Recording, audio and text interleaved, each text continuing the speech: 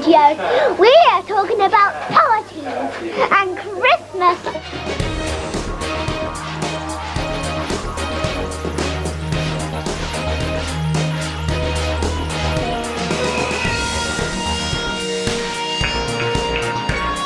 Alasdair, that's me. That's you. Oh, sweet little baby Sam. Baby me. I'll be quite honest because I know that my immediate family don't listen to the pod. My Christmas present this year to a lot of my family is that I have digitized a lot of our home movies. And so in doing that, I've been like watching back on old videos and I found this clip, which you'll have just heard, dear listener, of me in 2002. So I think I would have been like 5.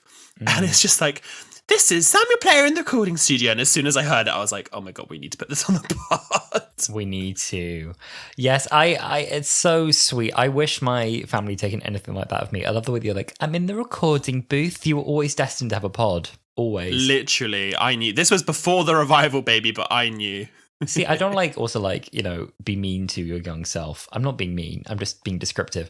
He looks like a sensitive child in a really sweet way. He looks like, You know that SNL sketch which yes, deep wells for sensitive boys. That's you. Like that was me. That was me. You. Like sticks and stones would break my bones. There is, and words would kill me. If we get enough requests, dear listeners, so send in your requests, please. When we post this week's episode, reply to the post we do, saying that you'd like to see the clips of Sam dressed as Dorothy. If you haven't already picked up on this, Sam is a big Wizard of Oz fan, and so there's a bit of footage of Sam acting out the Wizard of Oz playing Dorothy. Yeah, I literally was a friend of Dorothy as a young kid. You were a friend of Dorothy. I feel like we've been doing this every day for the last month, but like, how are you living in this wicked world? Because, honey, I'm loving it. And you actually like broadly quite a Judy Garland gay. Like your top album this year was that companion album Gaga did, Harley Quinn, and oh my God, I've only just got it, Harlequin. Oh my God, girl! I didn't even watch the movie, and I can tell already. I've started this episode today speaking in slow motion. I've gone and there's a clip. I quite like recording on Mondays because it feels like a very we've done our recording by the beginning of the week and it's a start to the working week, but there is an element of Monday night brain whenever we do a recording. My brain's a mess. You know what I mean? My brain's an absolute mess, darling. It's a mess. Plus, I was on the bus on the way home and I was getting car sick. I've realised that on the top deck of buses, I can't look at my phone. I have to not look at my phone because I get car sick because I think it must wobble more on the top relative to the bottom. I hope I'm not saying something really stupid there. I think you've always got to keep it relative to the bottom. You've got to keep it relative to the bottom. I think you wobble more, and I think when I look at my phone, I then suddenly look up and I'm like, oh. There was a period whenever I came to your place, the second half of the journey is always done by bus, and every single time I would come over, I'd be like, I have a headache because I've just been on the bus for 20 minutes looking at my phone. But then I'd give you a pack of sour sweets and you're like, actually, I'm okay. Just get me the Sour Patch Kids. We're good. All the rules are out the window now. This close to Christmas, you can drink what you want, eat what you want. It's all gravy, baby. I don't even know what that phrase means, but it really is. It's all no. It's all literally gravy, baby. Let me look up this phrase. I think I picked that. I've been watching Succession, and I think Shiv says it in it. It's gravy, baby. What does that mean? It's all gravy, baby. It just means it's good. It's easy. It's smooth. Someone is enjoying life and its luxuries. There you the go. luxury is the gravy. It's all gravy, baby. Oh, brilliant. Then it is all gravy, baby. Oh, I'm going to keep saying that. It's all gravy, baby, all the way through December. Oh my God, that is my catchphrase. Sorted. I'm going to be saying it every time I do anything. Doctor Who? Should we talk about that? Well, I was going to say we'll transition into it because it really is all gravy, baby, because we're pausing our journey through the classic Doctors. I feel a bit bad because we always joke that like, oh, the Sixth Doctor's the worst one. And then as we got to the Sixth Doctor, we were like, we're going to put an indefinite hiatus on our journey through the classic. No, we are going to carry on. So as we go into December, we wanted to like pay homage and do a few little stops, some Christmas specials. Yeah. We are in the new year going to continue our run of Classic Who with the Sixth Doctor. And we've had some really good suggestions. We actually had an email through from Anurin, and they gave us like a really great breakdown. They're like, well, if you want to watch some fifth, because we were saying we watched the 5 Doctors, and we were like, should we watch another Fifth Doctor episode? So they suggested some really good ones. They were like, oh, The Twin Dilemma, like Attack on the Cybermen. They were also saying, well, like the Sixth Doctor, they were like, you can watch The Mark of the Rani, which is the first appearance of the Rani. It also has The Master 2, The Two Doctors Time Lash. Then they gave some suggestions for the Seventh Doctor. So they gave some really good suggestions for that. So thank you, Anrin. And we also had like a lot of like DMs on all our socials. So we are going to continue with this. We're not stopping with the Fifth Doctor. We are going to go to 6. But we've got to jingle the balls. We've got to go through till Christmas. I love Doctor Who Christmas as well. Yeah. I think I also watched the wrong episode yesterday initially. So you did. I had it in my head that we were watching the Christmas Invasion. What can I give context to this? Yeah. We were when you suggested watching a Christmas special, I said let's watch the Christmas Invasion, and you were the one that was like, oh no, that's so good, like we'll save it. So I was like, okay, so we said we do the one we're doing, and then you text me, you're like, oh, I just watched the Christmas Invasion. And I was like, bitch, that's not what you said. I'd sat, made all my notes. I was really proud of myself. I was like, right, got all that done, brilliant. Sat, I was turning to my boyfriend, what do you think of that? And then we sat in silence for a second, and I went, shit. This is not the right episode. I looked at my watch, and it was like, it's 10:30. We could do another one now. And so we did Last Christmas. And we enjoyed that as well. Well, you know what? If nothing else, it was actually very interesting to do RTD's Best Christmas Special, arguably.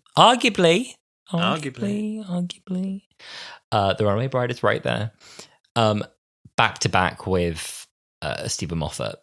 And also, like, you know, more than 10 years apart? No, less than 10 years apart. Less than 10 years apart. 9 years. 9 years apart.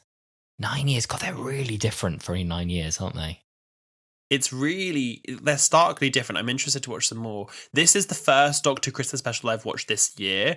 I've been in a real binge of Christmas TV though. So I watched this with my boyfriend last night, and we watched Last Christmas, the Doctor Who special. Then we watched the Gavin and Stacey Christmas special. Then we watched the 2019 Gavin and Stacey special. And then we were saying about the Miranda special. And we just kind of went on this like tangent of all these different like BBC Christmas specials. Christmas special.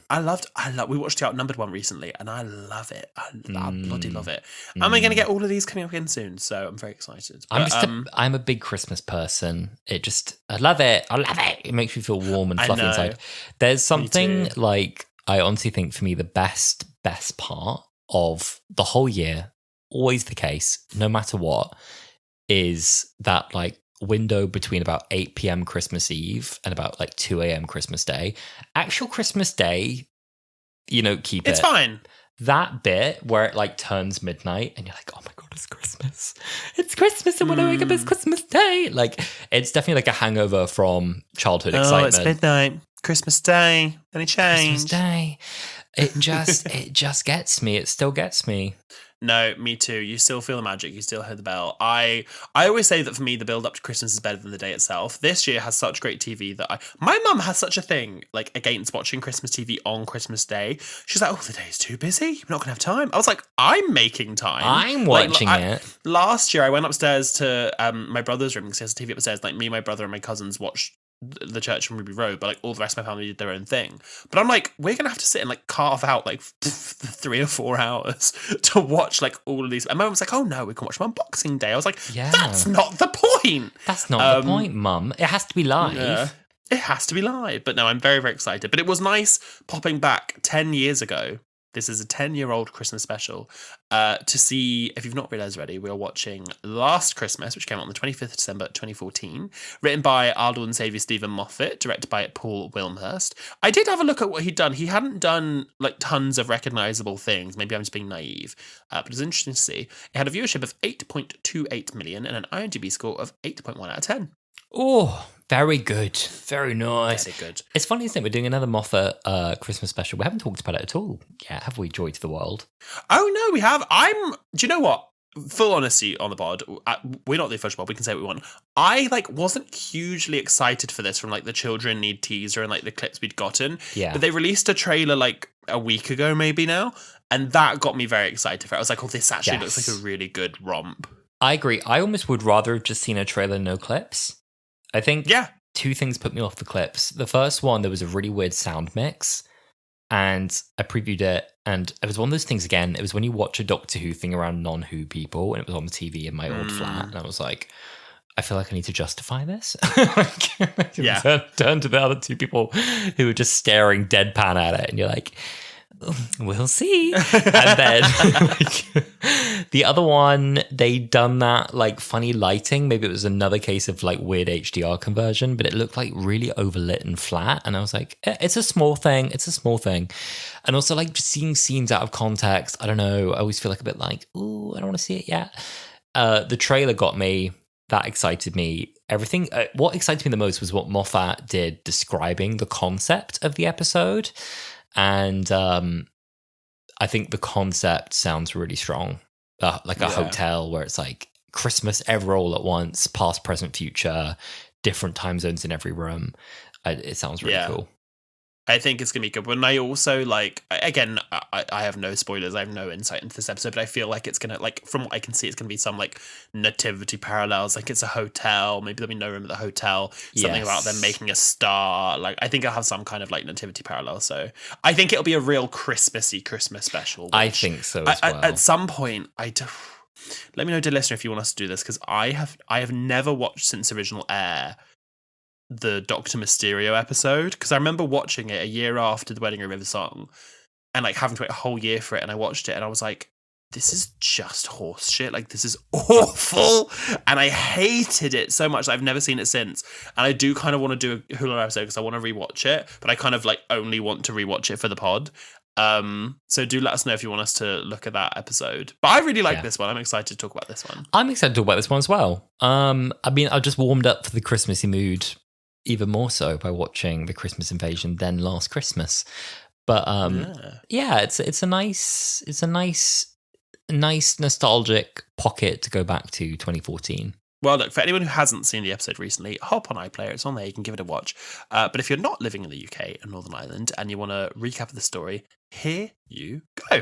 The episode begins with Clara discovering Santa Claus and his bumbling elves on her rooftop. Before she has a chance to process what's happening, the TARDIS materializes and the Doctor appears, urging her to leave with him to investigate a crisis at a remote Arctic research base. At the base, they meet a team of scientists under siege by crab-like creatures known as dream crabs. These alien parasites induce a coma-like state in their victims by attaching to their faces. While the victims are unconscious, the dream crabs create vivid, idyllic dreamscapes to keep them sedated while they feed on their brains.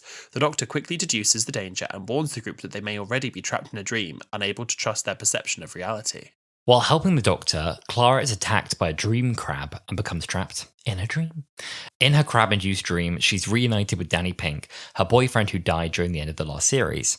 The dream offers Clara an emotional respite from her grief as she and Danny share tender, heartfelt moments on Christmas morning. However, the Doctor enters her dream to rescue her, forcing Clara to confront the painful truth. Danny is gone, and the world she's experiencing is an illusion. She struggles to accept this, but Danny is the one who convinces her it's time to move on and let go.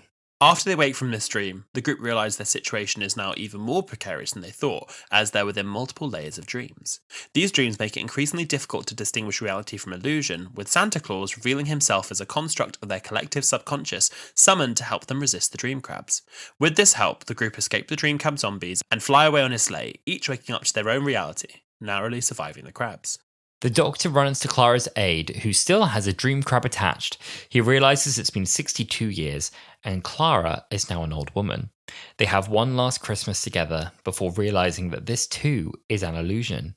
The Doctor finally wakes to reality, runs to save Clara, who is young again, from the dream crab, and they are truly reunited. They decide to continue travelling together, running off into the TARDIS to make the most of their second chance. No. Do you know what's really sweet? Before I watched, like when this episode had started, I knew the ending, but I kind of forgot all the details. And I was saying about how, like, oh, have you ever had a dream where something really awful happens, or you've done something really bad, and then you wake up and you genuinely feel like you've gone back in time and you have a second chance? And then watching this and that, like the doctor making the comment about being like, I've been given a second chance, I was like, ugh, like that hit me. Yeah, I know what you mean. I know when I've had a scary dream in a really silly way. Obviously, if I wake up, I remember it. B, if I wake up from a scary dream or a dream where I've been running. B, if I wake up from a scary dream or a dream where I've been running, my legs are really itchy. And I couldn't tell you why that is. My theory is, I know this is really interesting for everyone, that your body like paralyzes itself while you're asleep. Like, yeah. I don't know how it does it. My theory is that in the dream when I'm like trying to like run away, my legs are like trying to like fight my body paralysis, and then when I wake up, I'm itchy. Listen, I'm not a scientist, but Listen to the pods. And you know what? Neither are any of the people in this episode. So. Like Stephen Moffat does like relatable psychological horror. It's like, oh, that thing that scares you. Me trying to be Stephen Moffat, a showrunner, I'm like, that thing where you wake up with itchy legs in the night, and everyone's like, no. I'm like, well, that's aliens. Well, look, speaking of what other people are saying, we reached out to you on all our social media to see what you thought of this episode, and we got like a bombardment of responses. You guys love this one. You love it. I jumped onto our account. Hamish Steele said, as the fandom's only Danny Pink fan, I love it. Pity No Stars said, as a standalone episode, it's really good. Copy Inception's a little bit, but it's culturally relevant at the time. As much as I love 12 Clara, they really fake shot Clara's departure too many times, and this episode summarizes it. They also play some of this soundtrack in Wild Blue Yonder. Casey said, my favourite Christmas episode. I love how this episode explores themes like grief in such an interesting and dynamic way. I also think this one's quite spooky. Not knowing if you're awake is really terrifying. I hope it gets its flowers because it's a fantastic episode. And finally, Ivy said, Nick Frost was born to play Santa. Nominative determinism. St. Nicholas, Father Frost. He does a damn great job at it. Oh my God, we also got this one. Reese, friend of the pod of Galley Cab fame, said, it's the one where everyone got crabs. And then Rory Sherman replied and said, I thought that was gridlock. And he went, they get everywhere. Okay, over on Blue Sky, Bad Wolf Archive said, and if I said top 3 Christmas specials, then you'd be right, King. Harry Felfoch said, I really enjoy it. It's such a fun time, but the ending does feel a bit rushed. Understand the background behind it being a bit messy. Love it overall, though. Jean-Luc said, the worst one. And I replied, delete. He said, no. And then someone else said, like, don't let them bully you. Ethan, friend of the pod, said, I still remember when it was heavily rumoured that this would be Jenna Coleman's last episode, and I gave a big thank fuck sigh of relief when the episode ended, revealing old Clara was a dream, and the title card, The Doctor and Clara Will Return in The Magician's Apprentice, came up. Phil Newman said, I felt the exact opposite. She shouldn't have stayed. Capaldi needed a new companion, one that wasn't as poisonous or smug. Say what you really think, Phil. Say what you think. Their dysfunctional relationship was a huge misfire. People blame Chibnall and Jodie for their drop in ratings. No. Series 9 is where that happened. Ooh. I know. Hot takes on the pod. Oh, gosh, I'll rush in a few more quick ones. Josh, who you were watching with, said, Jenna Coleman, Peter Capaldi, EGOT when? Matt at Stradihuvia said, I've always liked it, but I think Every Christmas is Last Christmas is something that I needed a few more years to properly grip. It's got so many scenes that live in my head.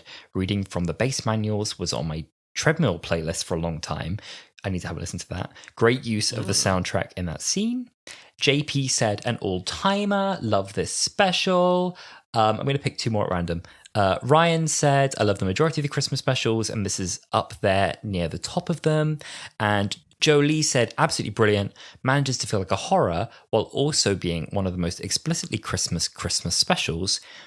Often the first Christmas special I choose to rewatch when the time comes. Well, the time has come. The time has come. You know what? I left a couple. I'm going to finish them.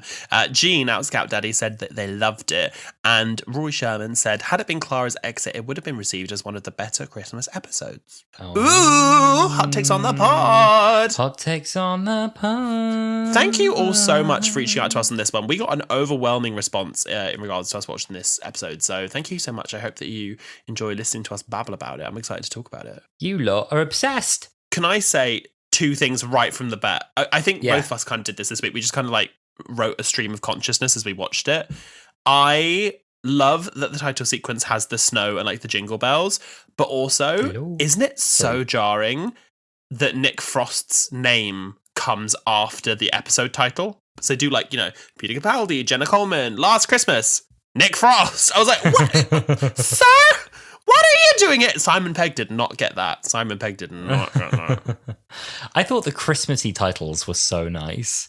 Like the TARDIS emerging from the snow and it like shakes off a flurry of snow. And then, yeah, every name disappearing in like a little puff of snowflakes was very nice. Puff! Puff! I would say like, is puff and puff a puff of smoke? It's puff. A puff of smoke. Did I say a puff of smoke? You said a puff of smoke. I'm sorry. I've made it queer. I thought that was nice though. Did they put a Christmassy jingle on it? Maybe a bit? I can't remember now. I think like it was like a little yeah, jingly. that feels right. Yeah, let's say they did. That was nice of them. That was nice of them. But I mean, why just my first point? This, like, I love a Christmas episode that just feels Christmassy. Yeah. And I mean, obviously, it's got Santa, it's got elves, it's got the reindeer. Like, it's on the nose. This one really strikes the balance well between being like a Christmassy Christmas special and also like a Doctor Who horror.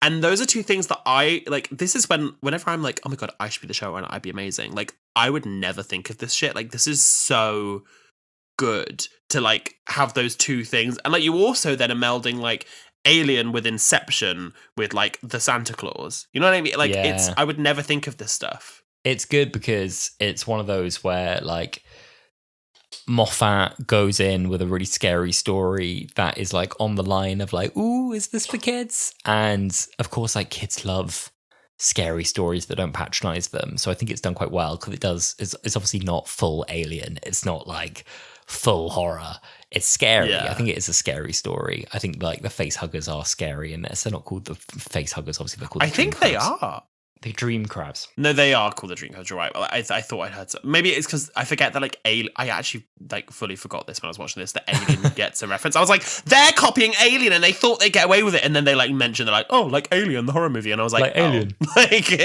yeah. Going back to the titles really quick, just to go through this beat by beat for me, because I've got a garbled set of notes this week. There's a really funny mic drop moment that very early on makes me giggle. Like I was a bit going into it, I was like, oh, Santa on the roof, oh, elves, oh gosh, like what point are we making here? In the end, I was fine with Santa because I was like, right, like Santa's not real, Santa's part of a dream, and then there's like an ambiguous Satsuma at the very end, like, but is Santa real? Anyway, when it's the Doctor versus Santa, which in itself is quite funny and very 12th Doctor, that the 12th Doctor would sort of disagree with Santa. And that they're having a bit of a, before this night is over, Doctor, and they make Santa appear to be the antagonist initially. The 12th Doctor says, nobody likes tangerines. And suddenly that's like where the 12th Doctor scene kicks in. And it's like the mic drop moment. Be sure to save some room for Tangerine Doctor. Nobody likes tangerines. It's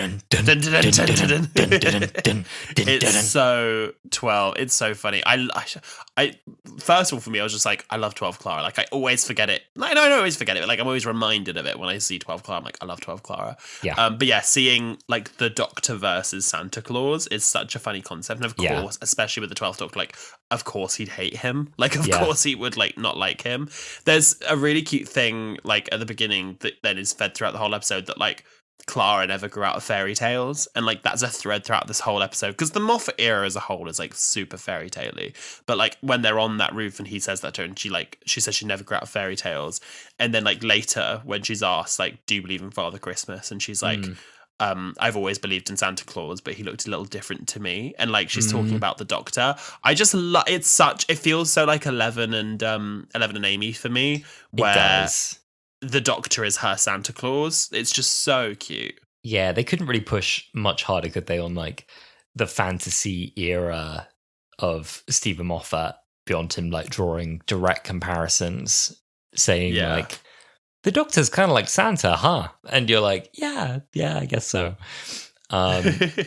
Also, with Santa's elves, I like that Dan Starkey got to be I was going to say a full character. I didn't mean a full character. I like you got to play like a human character. He's nicely got to be a human with his full face unveiled was nice. I mean, obviously you still get a lot of expression come through when he's Strax the Sontaran, and probably a lot of other Sontarans as well, actually. But it's nice that we got to see human Chris. It's not Chris Starkey. I keep calling him Chris as well. Dan Starkey. I have a note. It's actually the first note I wrote for this episode, and I wrote, I hate that it's Dan Starkey. Oh, no! I'm sorry.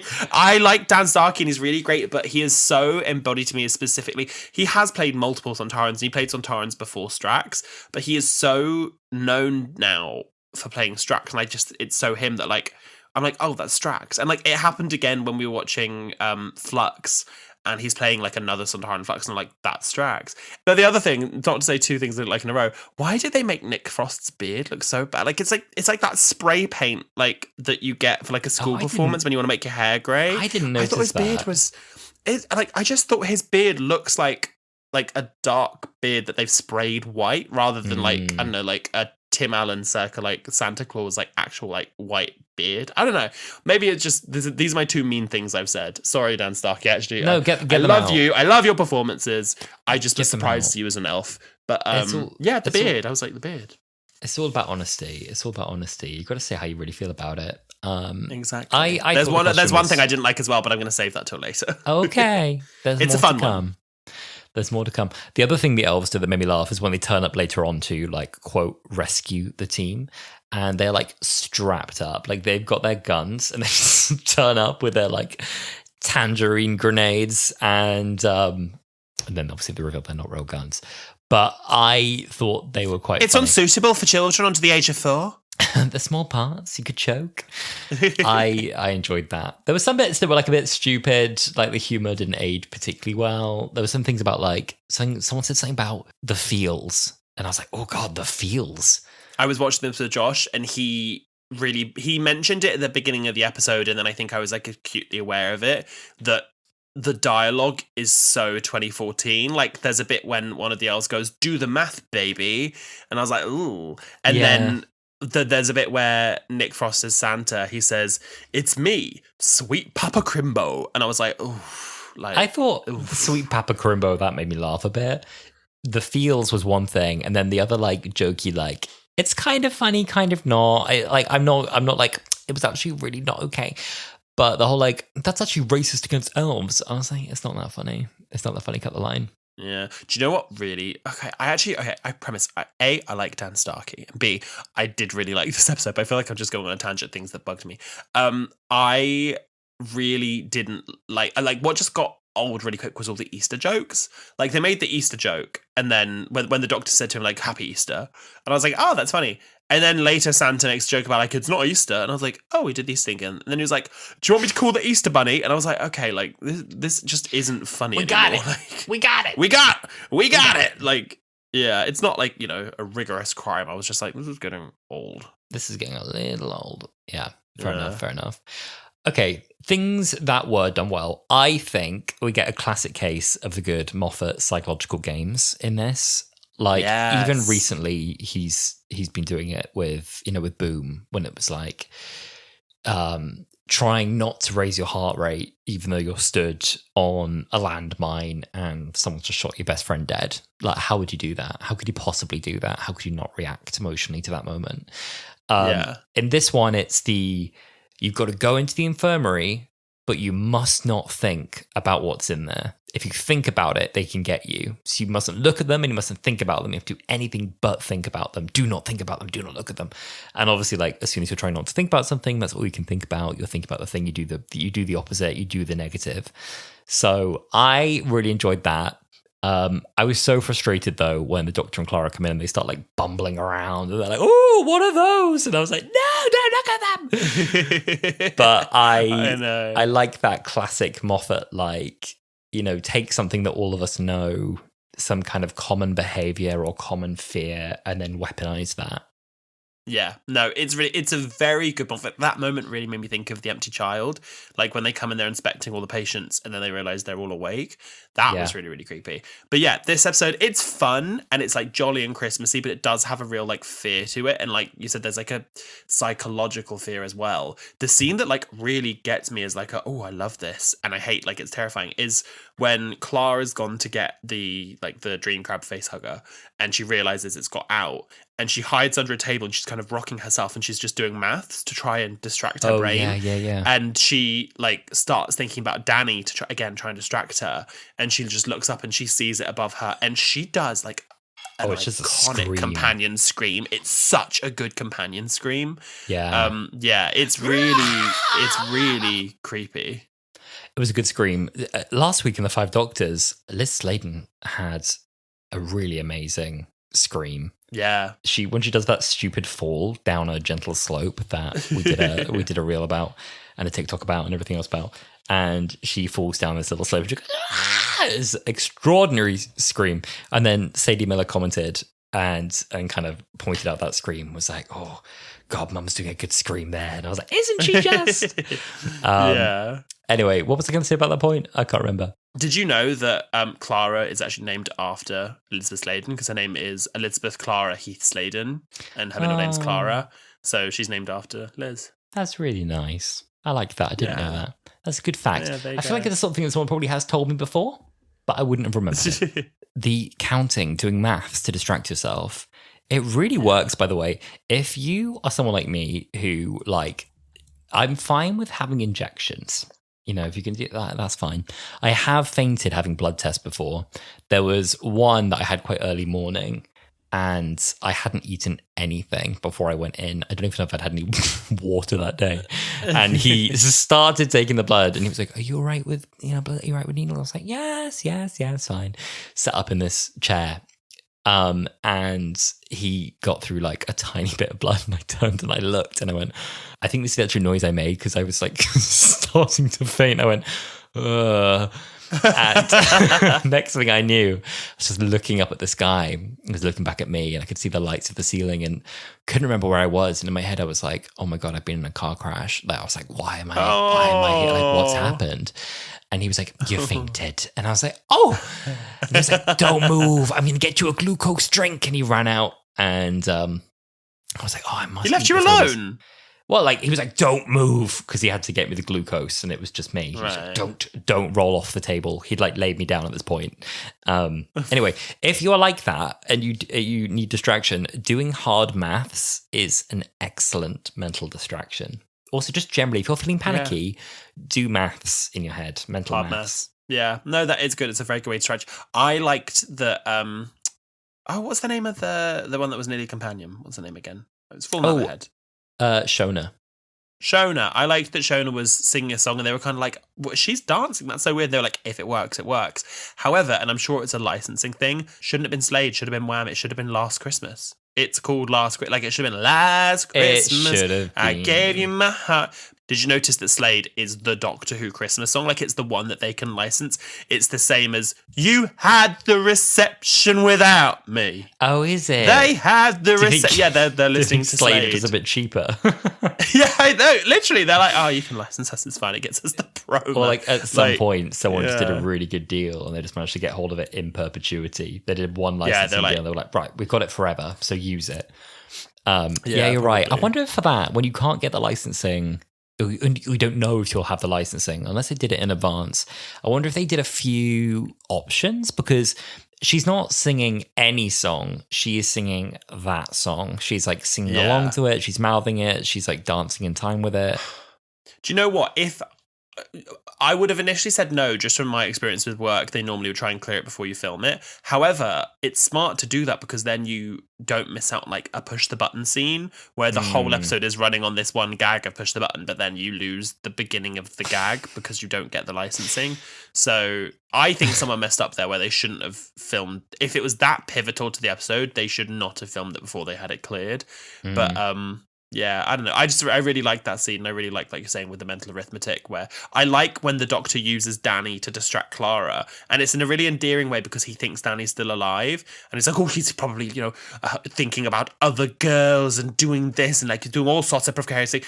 And I kind of forgot the plot of the episode when she slaps, when she tells him immediately he's dead. I kind of thought they were going to pretend for a bit longer, and I'm glad they didn't linger on that, because then when Clara goes into her deep dream and she's in the reality with Danny, it's like some of this is where Doctor Who is really good. Like, it's such a good commentary on grief, how she is actually aware that this is dangerous. Like the thing with the blackboards, she is very aware that it's dangerous, but just like with the dream in real life, it feels so real that she's like, I don't care if this is hurting me, it makes me get more time with him. And putting yourself in danger to numb the pain, I think, is such a smart way of writing this. Yeah.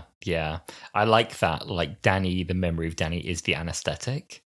Is a good way of doing it. Once again, it's a great story about grief, and other people said that when they were replying to us. But Moffat's done an awful lot of good stories and good writing about grief as a theme, and doesn't shy away from any of that.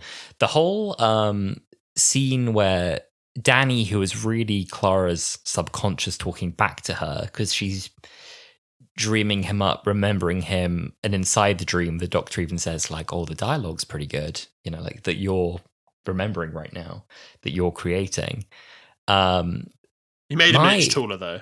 It made him an inch taller. My boyfriend was he was getting quite emotional at that part. The last Christmas bit.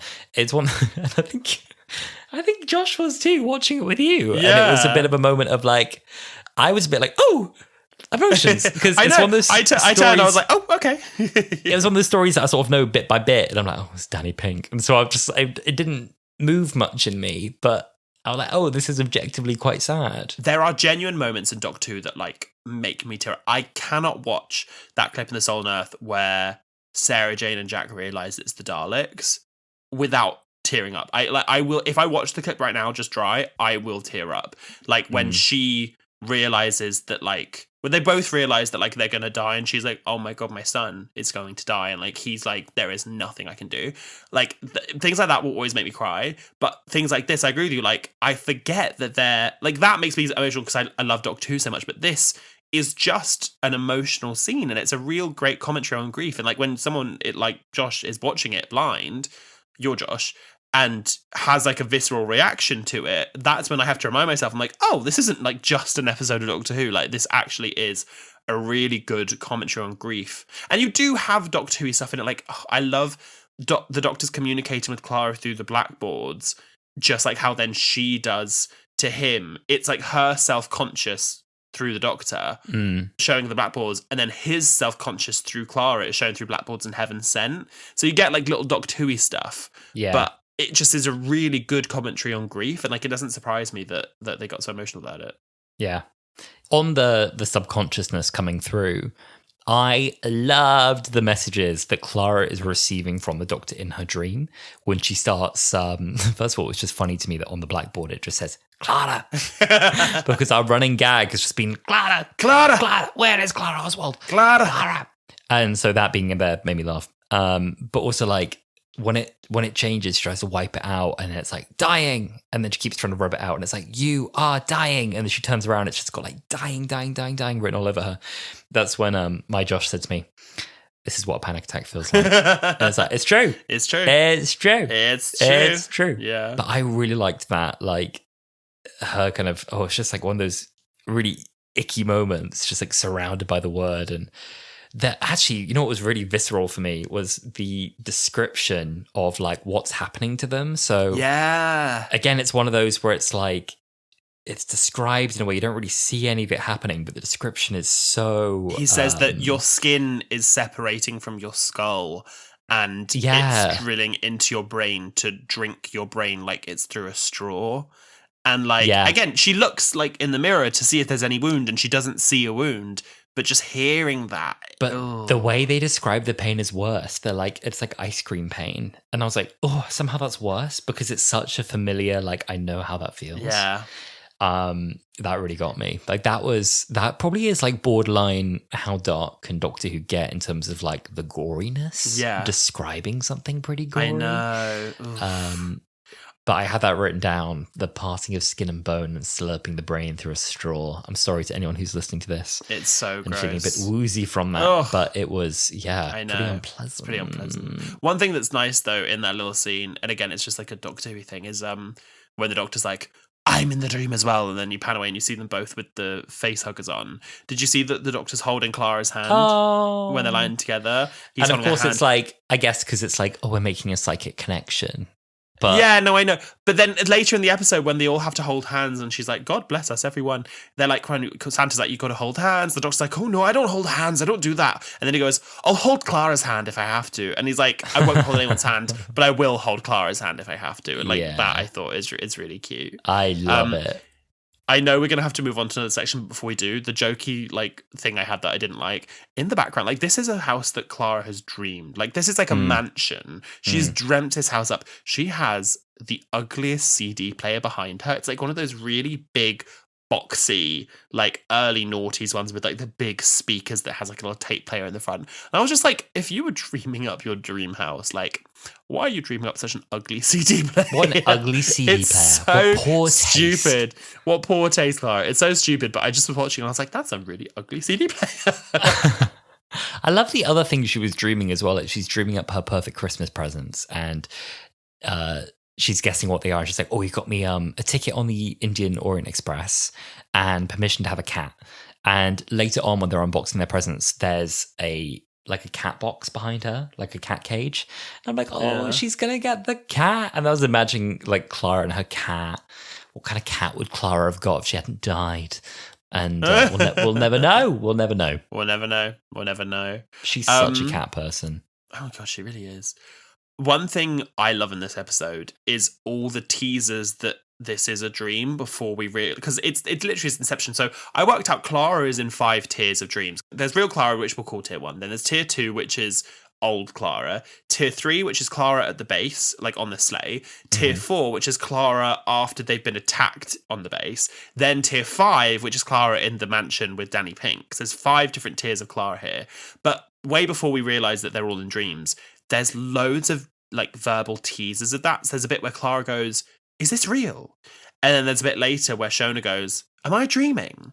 And like you don't notice it in the moment. Like the dialogue is meant to be like flippant, but then when you're watching it, knowing what happens, you're like, "Oh my god!" Like, oh my god, yeah, it's done really well, I think. And I when you've seen it more than once, I almost wondered, have they over-explain when it's like the reveal? Oh my god, we didn't make it out of the infirmary. Of course, like how did we survive it? I was like, are they over-explaining this point? Because I think when you've seen it, it's obvious. But Josh to my right went, "Oh," so I thought, no, you know what, they've done this well. I had the exact same thought because I was seeing them talk about like the 4 of them and then the 4 people in the infirmary, and I was like, it's so obvious it's the 4 of them, but like if you haven't seen it already, I guess it's not. To be fair, I didn't remember it was the 4 of them. I would much rather, I think, in these situations, I prefer it getting explained to death, I think, compared to not explained well enough. I was going to say one thing that I love about this in comparison to new ones is I think we also need to talk about Nick Frost as Santa, but you spend the time like, oh God, is Santa real? Like, is Doctor Who like canonizing Santa and the reindeer and stuff? And then it gets explained. And it's like, no, this is actually your psychic like projection of reality trying to make you realize this isn't real. But then at the end, you still get the little teaser in reality of the Satsuma. So you're left being like, oh, maybe he is real. Who knows? But you do get an explanation as to why he's there. Whereas I feel like if this was a Christmas special today, they'd be like, Santa's here. Yeah. Why wouldn't he be? And then later, read between the lines. Like, come up with your own reason why it was Santa. Like, of course it was Santa. It was the North Pole. It was Christmas. But that's not... He saved the day! Yeah, I like... I'm sorry, does this make me stupid? It's not that I like things being spelled out either, because in this episode, they explain it in a really entertaining way as well. Like, when the Doctor is getting everyone to, like, he's proving to them it's a dream. It's entertaining because they all pick up a textbook, and he's like, right, we're going to do a test. If this is real, and this isn't just your memory, we're going to read from the same page of a textbook. We're all going to open page 20, and we're all going to read the first word. And first, they all just have like random words. And it's like, oh my God, it is a dream. How can this be happening? And then they do it again. And the words are, we are all, and then she's like, dead. And then it goes, really, really, really. And like, what I like about that is that they all think they're in reality because they all have the same word. They're like, really, really, really. And then she goes, dead. And you're like, oh my God. Love. And I love it that bit as well when they're choosing a random page. Clara chooses page 12. Oh, I didn't even notice that. Yeah, she chooses page. She like has a moment because she picks another page at the beginning and then he says it again and she stares and she does this little look and she goes, 12. Oh, I love it. Love it. I also quite like when the Doctor kind of like leaves and then comes back, we get another kind of like a bit of the Capaldi nastiness, unfriendliness, coldness that earlier on I had really criticized when we did our like review of the 12th Doctor's era. I was like, no, that part was too strong. It wasn't in keeping with the character. That whole line about, you know, this is Clara, she's my carer. That means she cares, so I don't have to. I have to have cue cards to remember to be empathetic. I've decided that was all an act to make myself happy. I'm like, he's not that nasty. But there's a bit when he comes back in this one. It's funny. It toes the line well, where he's like, are you the same people as before? Oh, sorry, I deleted you. And it's just like that moment of just like, despite what we all just went through, I can't remember a single one of you. I know. It's there's a nice balance struck between here. Like you get Crumpy 12, but you get like when they're on the sleigh at the end. I just love how Christmassy it is when he's like, "Do you want to ride the sleigh, Doctor?" He's like, "You're a figment of my imagination." He's like, "Do you?" And he's like, "Yeah, go on." And then he's like, "Yippee-ki-yay, I'm riding a sleigh." It's so nice. But he's so happy. He's so happy, but then you get like the things Stephen Moffat does so well, which is like elation and then like devastation. So like everyone slowly goes back to their reality and you realize that like they're never going to see each other again. And then Clara's there by herself and she's like, oh, I think I'm just going to stay a little bit longer. And Santa's like, why? And she's like, because every Christmas is our Christmas. And then you realize that like she's grown old and it's too late and like he's missed her chance. Like, and the Doctor's like so optimistic running. And you know what's really cute is that like obviously he doesn't realize that she's older because he says like he can't tell. And then when they realize it's another dream and they get to reality, she says to him, she's like, am I young? And he can't tell. He has to get a mirror and give it to her so she can see. And there's something like so endearing about that. Like, because I know you could write it as being like, oh, the Doctor's dumb and like dumbing him down, la la la. But like, there is just something really endearing about that, I think. It was one of those things that at another point I was like, I'm not sure if I like it, where he was being quite gruff about it and nasty about it, and she'd kind of get all glammed up and she'd be on her way to a date and he'd be like, what's all that on your face? And she'd be like, it's makeup. Yeah. He'd be like, is it? Like, he'd be like quite like, oh, something's happened to you. And I think he knows, but he's playing with her a bit and he's expressing his love in his own strange way in this incarnation. And it's obviously all written for humor. Sometimes I just found it like a touch too cold. And anyway, I think in this situation it worked well. There's more dry delivery from Capaldi in this episode that's really good as well. There's a bit where he's like, dreams, they're funny. Ha. Oh, I love it. Yeah. I love it. I really like this episode. I think it's so camp. I love it. It gets me excited about this era all over again. It does. There's a lot to love about this era. There is a lot to love. I like the slowly unfolding mystery. I like how it's like Inception meets Alien meets Who meets Christmas. It's like a really unholy mashing of things together, but it does work well. Another thing we didn't mention, Michael Troughton is in this, son of second Doctor. Yeah, Patrick Troughton, brother of David Troughton. For a minute I was like, is that David? Or no, but it's Michael Troughton. David Troughton was previously in Who in Midnight, playing the Professor. Yeah. So also he's the one character who doesn't survive. Well, he's also like a gross character. They're like, oh, you touched my leg. You touched my knee. He's like, it was comforting. And I was like, it was meant to be reassuring. Yeah, no, it was a gag. I know. I forget that it was him. And then I was looking up, I was going to say it for my fun facts, but yeah, Michael Troughton, son of Patrick Troughton, was in it. And I was like, oh my God, gag. Yeah. At the end, we should talk about this too. Old Clara. So the gag is the Doctor goes back and he takes this alien face hugger off Clara and shock. The hair's not right. You're like, is she blonde? Is she greyed haired? Like, what's going on? And it's old Clara. Ah! Now, I think the prosthetics for me were really, really, really good. I thought they, visually really impressive. I felt the voice was a bit wrong. And this is me really like splitting hairs. It's really splitting hairs because this was a really lovely, tender moment. Like the scene was poignant. The moment of like, was it a good life? Was there anyone else? No, there's proposals. But it reminded me of Sarah Jane when she was like, oh, was there anyone else? Oh, there were other men, but they didn't compare. The voice for me, it sounded just like young Jenna Coleman.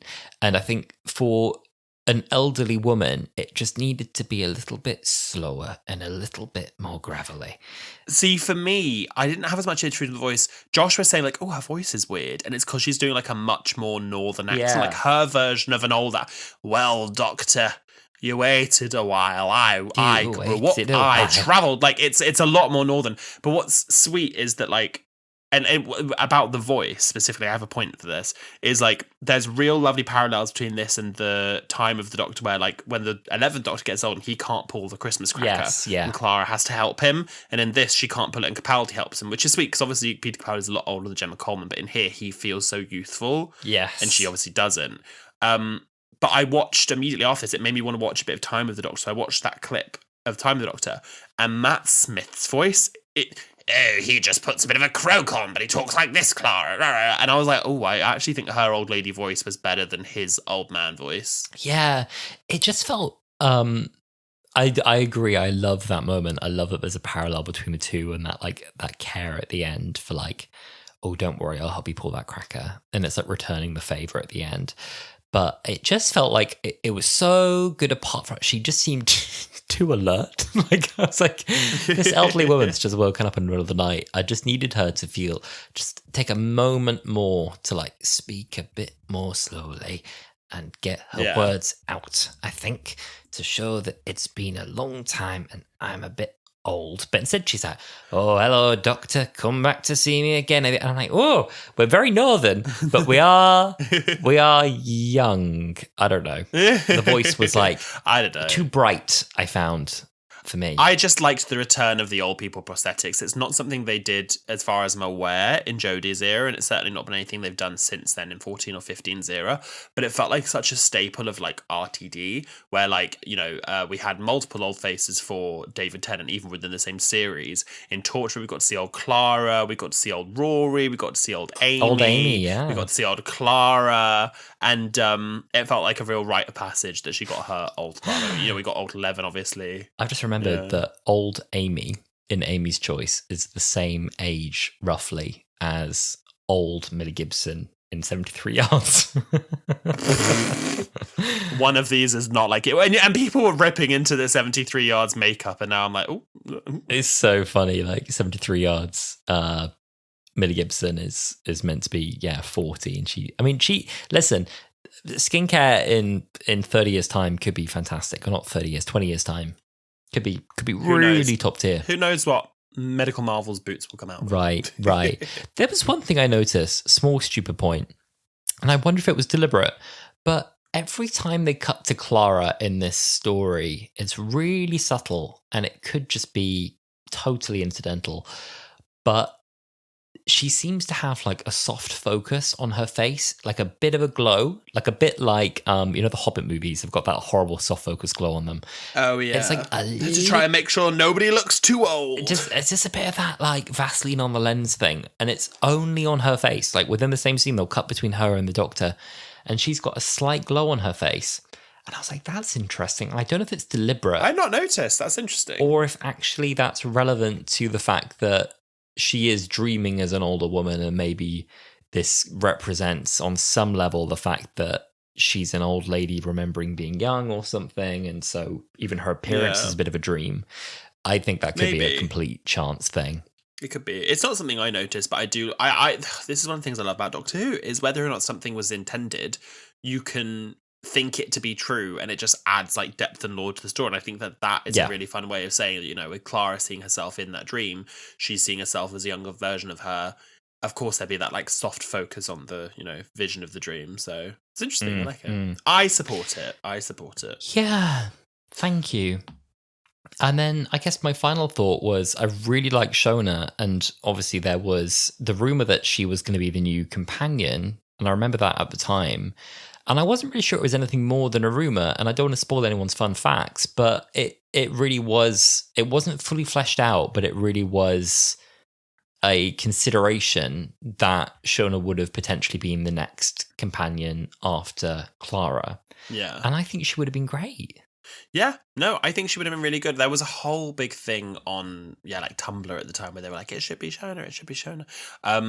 It is interesting. So I was going to say my fun facts, I'll say it now. This was originally meant to be Clara's last story. So Jenna Coleman had originally planned to leave at the end of Series 8, but she enjoyed work with Capaldi so much. She said, I'll stay and I'll do the Christmas special. Because obviously, like, at the end of Series 8, she gets to go... Clara has 3 good goodbyes. At the end of Series 8, when a companion just chooses to leave, I think that's quite a good ending. There's part of me, and I'm really glad we got what we got in, like, Hellbent, but there's part of me thinks this would have been a really good companion exit, but so she said she would do the Christmas special, and as such, the first draft ended with the Doctor bidding farewell to aged Clara, and then there was a dream sequence. This would have been really cool, I think, where Clara imagined herself ascending the spiral staircase that had led to the TARDIS and the snowmen, and as she climbed the steps, her form shifted between the different echoes of Clara that we'd seen throughout Series 7, until she becomes the young Clara who travelled with the Doctor, and she smiles as the TARDIS like flies past her on her way up the stairs.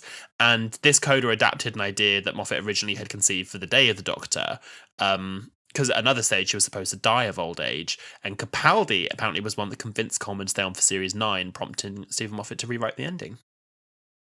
Interesting. I mean, that, like, climbing the staircase but not getting back in the TARDIS and the TARDIS flying away, very much feels like dying of old age and ascending to heaven at the end as you remember all your past lives and echoes, but... Interesting. I mean, I had a look as well, and there was an interview actually that Stephen Moffat did with the Fan Show, and he said, I was eyeing up the possibility of writing the part of Shona as the replacement, adding that Shona and Bill shared some key characteristics. So I guess maybe like a bit of Bill's like inquisitiveness might have moved over to Shona instead. Yeah. He said there's a commonality between the two. I knew where I wanted to go next was a kind of earthy irreverence, I guess, if I put it in the most basic terms. I hadn't got a fully formed character, but I was messing around with that. But it was at that point that things got emotional for Coleman. That's not his quote, sorry. That was just the Radio Times bit. Then he says, I'd already persuaded her by the time of the Doctor Who World Tour to come back and do Christmas, and said, I've got a big ending for you where you turn out to be an old lady and you die at the end as an old lady. And that was the original ending to Last Christmas, and the ending that we had at the read-through. And after the read-through, we went into a side room with Jenna, and she wasn't ready to go.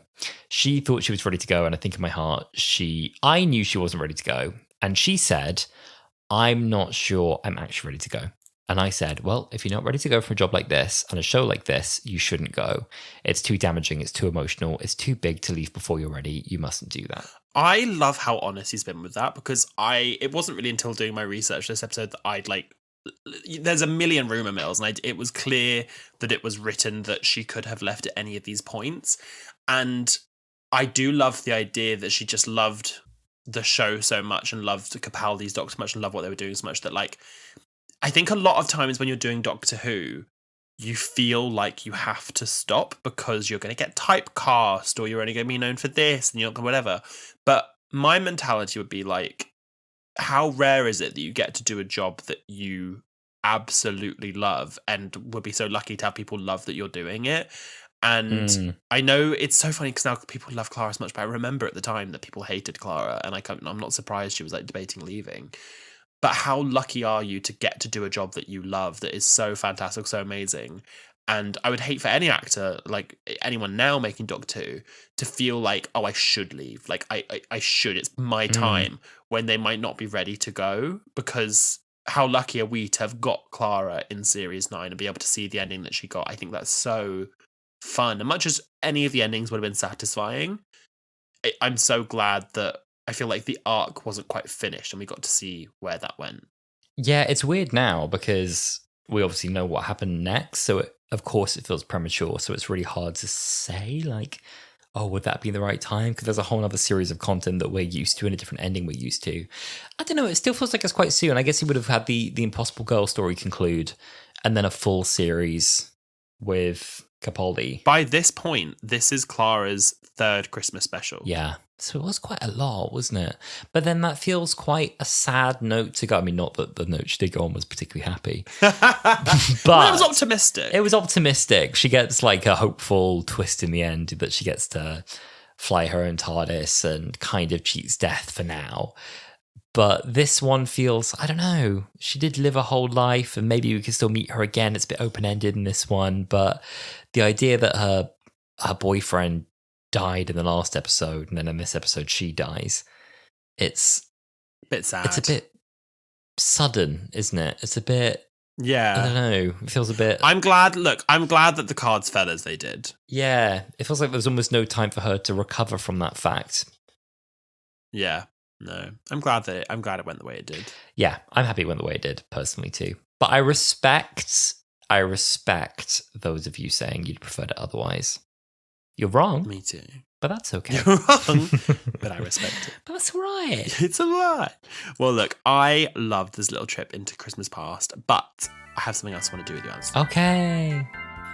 I've got a little game of Camp or Damp. Oh my God. Bam, bam, bam, bam. Now, for anyone who hasn't listened to the podcast before, Camp or Damp is a little game we like to play where we look through moments in the episode we've just watched and we say whether they are camp or whether they are damp. Alasdair, are you ready?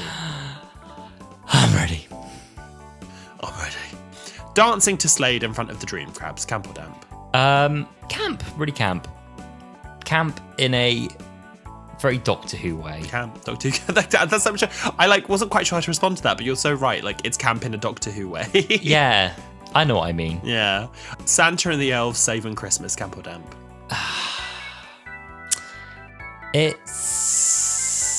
It's a weird one, this. I don't really know how there's camp to it, but it's also like... It's the bit where he has, like, the Satsuma bombs and the little robots. It's a bit camp. I'm not sure. It's like a camp wet flannel. Yeah, I don't know how camp it is.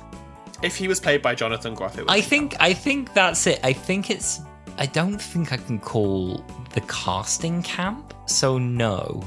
Yeah, that's fair. And finally, the Doctor riding Santa's sleigh, camp or damp? That was camp. That was sweet. And being like, I'm riding a sleigh, and just becoming kind of a regressed child again. I thought that was super cute. If I had a nickel for every time the Doctor rode Santa's sleigh, I would have 2 nickels, which isn't a lot, but it's weird that it's happened twice. Yeah. Cute. Well, I've also got a couple more fun facts for you. So this is actually, I said before it was Jenna Coleman's third Christmas specials because she was in The Snowman, where she played Clara Oswald, then the original Clara in Time of the Doctor, and then here she appears as Clara once more.